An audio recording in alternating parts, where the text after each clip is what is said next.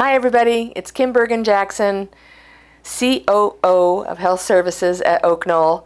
I'm recording today's video on Thursday, July 11th for the weekly COVID update, or just an update in general. The news I have for COVID is pretty good. We do have 3 positive cases of COVID that are resolving in independent living right now. All 3 cases are connected to travel, and everybody's symptoms are very minor and they're recovering just fine without any nursing intervention. So that's good news. I do think there's a risk when you're traveling, as long as you accept that risk and kind of isolate when you get back until your symptoms are improving. The CDC has changed their idea of what isolation means over the time that we've been doing this together. So now it's just when symptoms are resolving and you're fever-free. In the health center, the rules have not changed and the isolation is still 10 days. So it's harder for me when there are different rules for different people for the same problem. But right now I'm just recommending that you stay healthy, and if you get worse, if your symptoms don't start to improve in the first couple days, to reach out to your provider to make sure you don't turn into a pneumonia or chronic respiratory problem. So that's all I really have for the update for COVID. If you weren't here last night, the semi-annual meeting and remembrance program happened. That's a beautiful program headed up by the residents for the Remembrance Program Committee. I'm always very impressed. The music was beautiful, the poems and readings were beautiful, and it's an honor to remember the people that we've lost in the last 6 months. For the program last night, Steve and I did the update on the 1201 West Benton construction site. If you take a peek over there, they have put their little hut in, the little construction trailer, and there's a fence around the whole area now, which is exciting. And yesterday morning when I got here, there were 4 deer exploring the property already. So it's fun to see things getting started over there.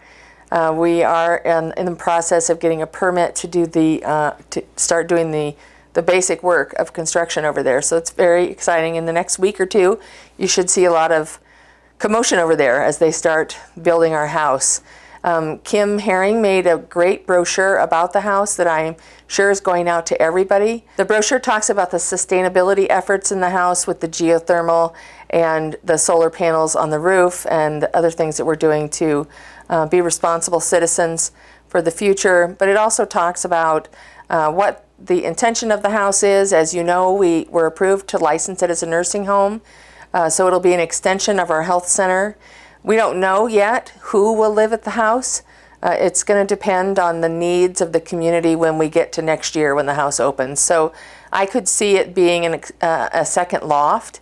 I could see it being a second extension of the second floor of the health center. I don't think that it will be a skilled area because those acute rehab, those folks that are recovering from things need access to the therapy gym, and the therapy gym is located over here on the first floor by the short stay.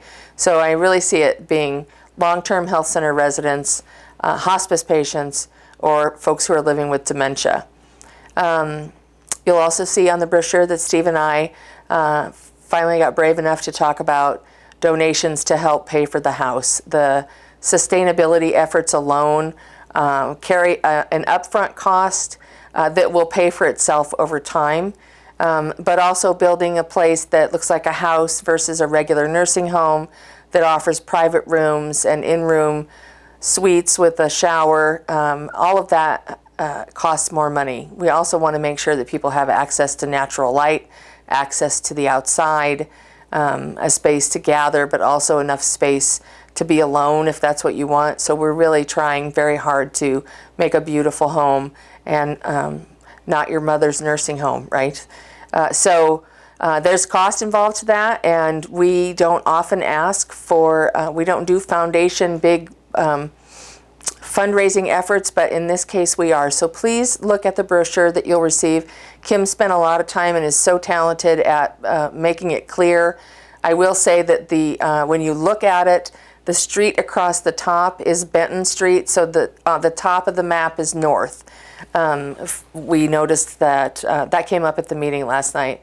There were also some questions about who will work there and who will live there and where will they park, and we're just starting to figure all of those things out. We really have to wait to determine who will live there until we get to the place where it will open. The construction crew and the architects believe the house will be open at the end of March. I am optimistic that it will open closer to July. I just want to give them a little wiggle room. Something always comes up that delays the project, and so I'm going to say July 1.